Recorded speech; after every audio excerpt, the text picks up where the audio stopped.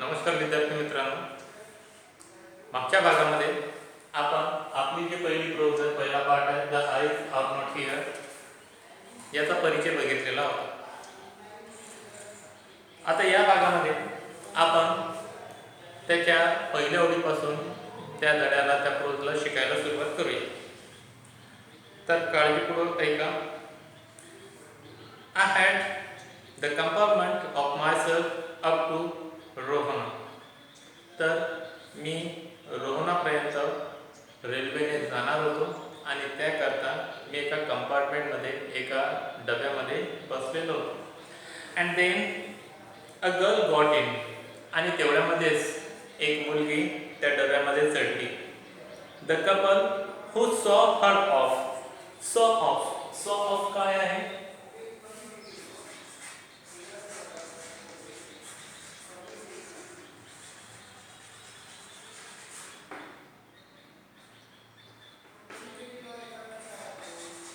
सॉ ऑफ हे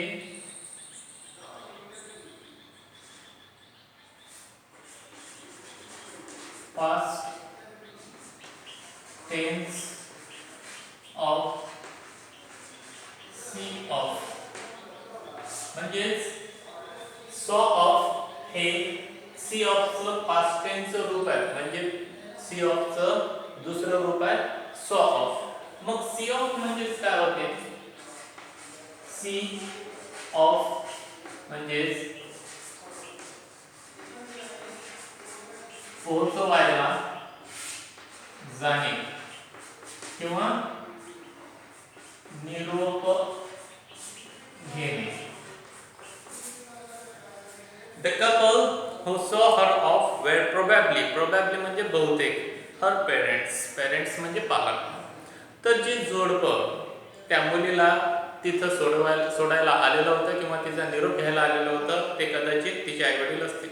They seemed very anxious म्हणजे चिंतित about her comfort, and the woman gave the girl detailed instruction as to where to keep her things. आणि ते जे पालक होते, ते पालक तिच्याबद्दल फार चिंतित दिसत होते की तिला कशा प्रकारे आरामामध्ये त्या डब्यामध्ये जागा मिळेल, ते आरामात बसू शकेल, आरामात प्रवास करू शकेल. आणि पर्टिक्युलरली विशेष करून ती जी स्त्री होती, म्हणजे तिची आई वाटत होती, तिची आई, ती स्त्री तिला सर्व डिटेलमध्ये इन्स्ट्रक्शन, सूचना देत होती की कशा प्रकारे तुझ्या वस्तू कुठं ठेवायच्या, कुठं बसायचं, कसं राहायचं, ह्या सर्व गोष्टी ती तिला सांगत होती. When not to lean out. lean म्हणजेच वाकणे किंवा झुकणे. lean म्हणजे वाकणे किंवा झुकणे. lean out of the window. आणि कोणत्या वेळेला? खिडकीच्या बाहेर. lean out म्हणजे खिडकीच्या बाहेर वाकू नये, झुकू नये, याची माहिती ती देत होती. And how to avoid करणे म्हणजे टाळणे. Speaking to strangers म्हणजे अपरिचित व्यक्ती. आणि अपरिचित व्यक्ती, लोक यांच्याशी कशा प्रकारे बोलणं टाळावं, ही सर्व माहिती ती महिला तिला देत होती. They said their goodbye. आणि शेवटी त्यांनी तिला शेवटचा निरोप दिला, टाटा बाय बाय केला. The train pulled out of the station. आणि नंतर ती ट्रेन त्या स्टेशनच्या बाहेर निघाली. As I was totally blind at the time, my eyes sensitive only to light and darkness. आणि जेव्हा ती ट्रेन तिथून निघाली त्यावेळेला माझे जे डोळे होते ते पूर्णपणे त्या ठिकाणी अंधुक झालेले होते, कारण की अंधार आणि प्रकाश याच्याबद्दल हे जे लेखक आहेत त्यांचे डोळे थोडेसे सेन्सिटिव्ह होते, संवेदनशील होते. I was unable to tell what the girl looked like.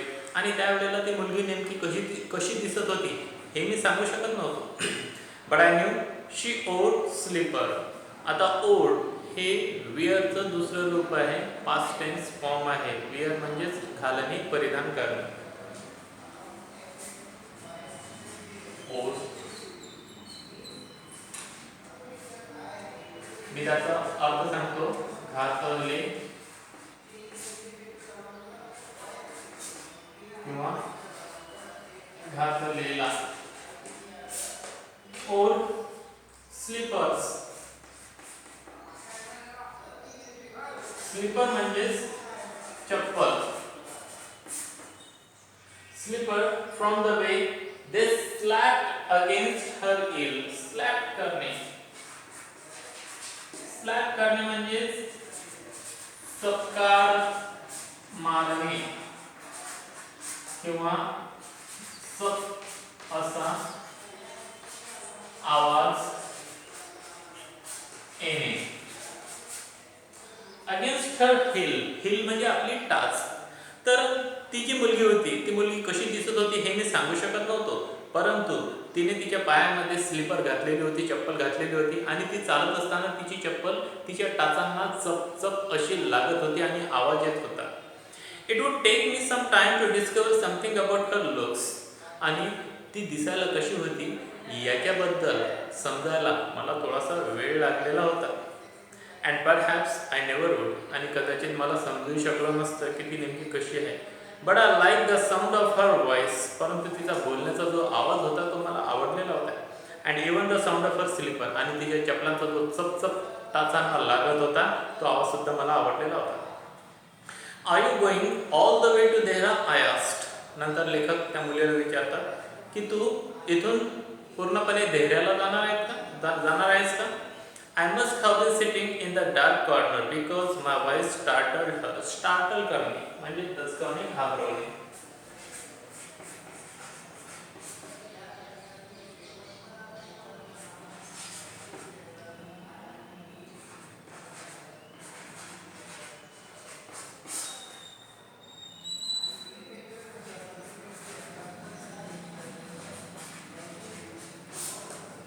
Startled her. She gave me little explanation and said I didn't know anyone else was here. त्यानंतर लेखक म्हणतात की मी अंधारामध्ये बसलेलो होतो आणि तेवढ्यामध्ये मी तिला म्हटलं की बघ तू इथून देहऱ्याला जाणार आहेत का? तर तिला अंधारामध्ये मी काही दिसलेलो नव्हतं आणि माझा आवाज ऐकून ती एकदम दचकली. आणि मग नंतर थोडक्यामध्ये तिने मला सांगितलं की मी इथं कोणाला ओळखत नाहीये. अशा प्रकारचं तिने थोडक्यामध्ये उत्तर दिलं.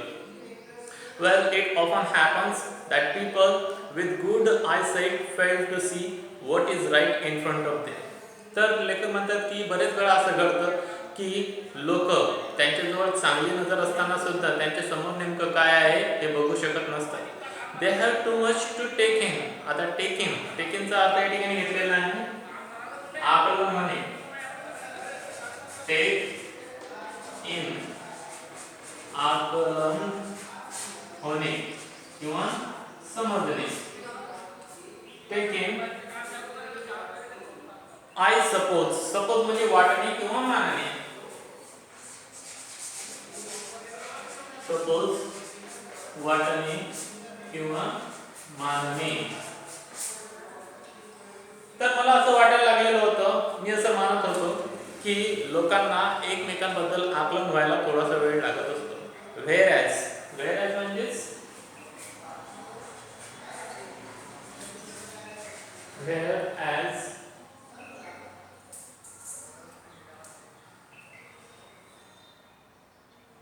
म्हणजेच त्या दोघे किंवा ज्या अर्थी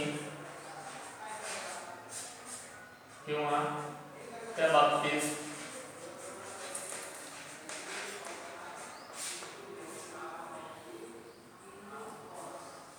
whereas people who cannot see or see very little have to take in only the essentials. Essential म्हणजेच महत्त्वाचे.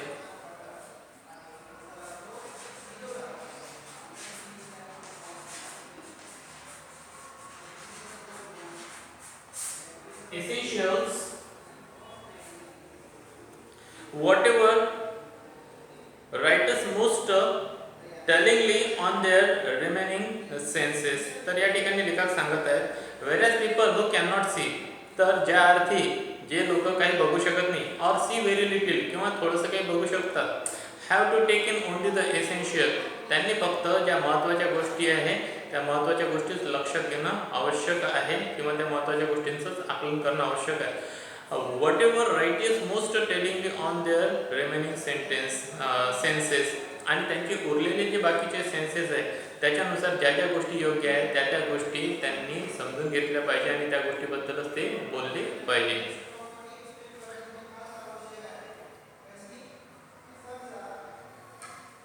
I did not see you either, I said.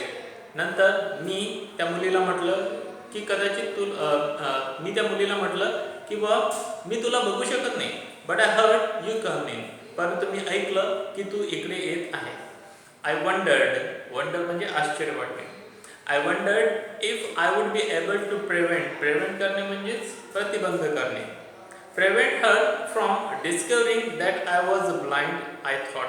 नंतर लेखक म्हणतात की मला असं वाटत होतं की त्या मुलीला वाटत असेल की मी अंध आहे, मला काही दिसत नाही, आणि त्यापासून असं त्या मुलीला वाटण्यापासून रोखण्याकरता मी हे अशा प्रकारचं तिला बोलत होतो की मी अंधारात बसलेलो आहे आणि तू सुद्धा त्या ठिकाणी अंधारात बसलेली आहे, म्हणून तुला मी दिसत नाही आणि मला सुद्धा तू स्पष्टपणे दिसत नाही आहेस. Provided I keep to my seat, I shouldn't be too difficult. It shouldn't be too difficult. तर त्यानंतर मी त्या मुलीला म्हटलं की बा तुम्ही या ठिकाणी येऊन माझ्याजवळ बसा किंवा माझ्या सीटजवळ बसा, आणि असं बसल्यानंतर त्या ठिकाणी मला कोणतीही डिफिकल्टीज होणार नाही. The girl said I am getting down at Saharanpur. आणि नंतर ती मुलगी म्हणाली की मी सहारनपूरला उतरणार आहे. My aunt is meeting me there. माझी जी मावशी आहे, आत्या आहे, ती मला त्या ठिकाणी भेटायला येणार आहे. Then I had better not to be familiar. Familiar म्हणजे परिचित, फॅमिलियर.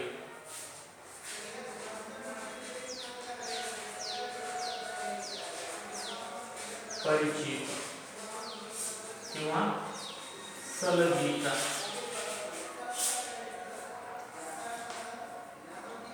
Familiar I said.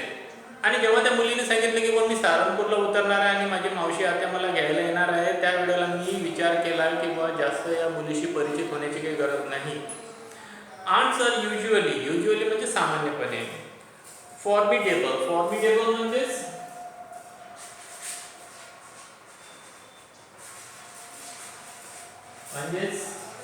महाभयंकर किंवा भीतीजनक.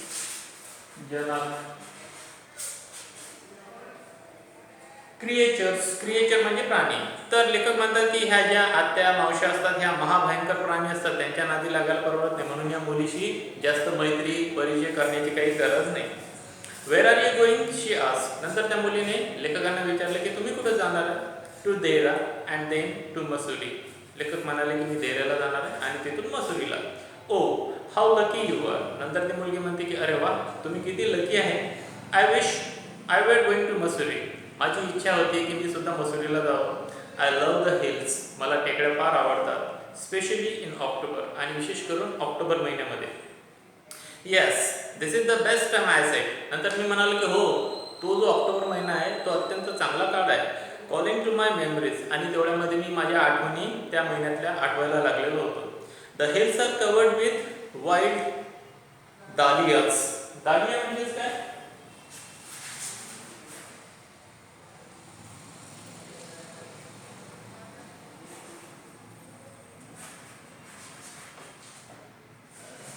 डेलिया